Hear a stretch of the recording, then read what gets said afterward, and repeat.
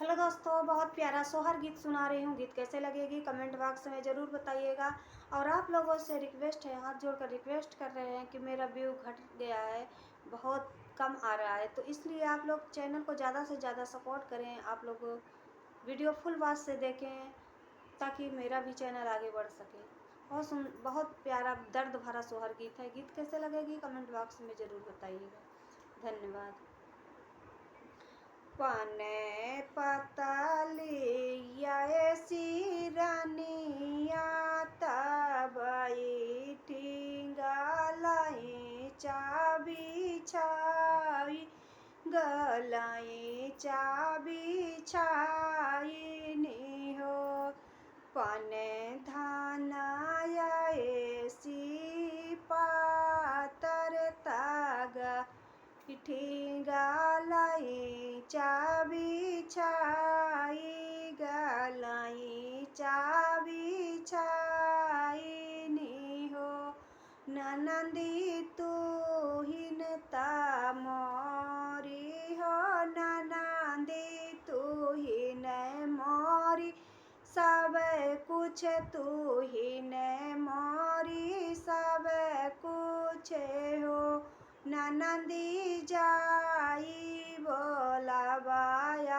अपन भैया ताबेदान बेयाकुल ताबेदान बेयाकुल हो भैया तू हो तापनसा के खेलैया तापना के चाभैया तापना के चाभैया हो भैया तू हो तापनसा के खेलैया तापना के चाभैया तापना के चाभैया भैया भौजी के हाल बेहाल ताबेदान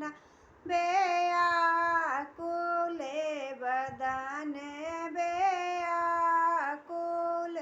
हो इतना जो सुनी भैया तापंस मीच के दीन पनावायुगिल दीन पनावायुगिल दीन हो एक पाऊ धरिनी दुआरवा दूसर दार बजवा दूसर दार बजवा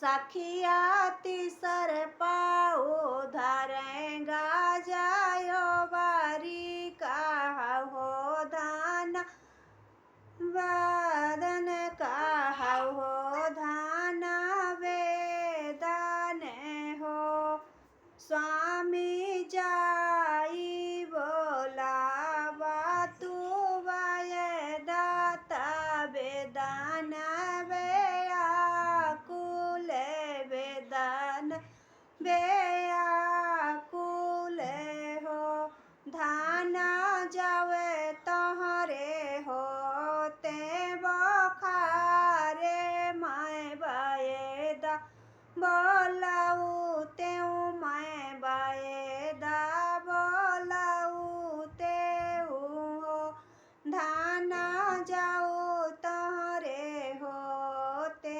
बखारे मैं बाएदा बोलाऊ तेऊ मैं बाएदा बोलाऊ तेऊ हो धाना सिरे केरी बांधी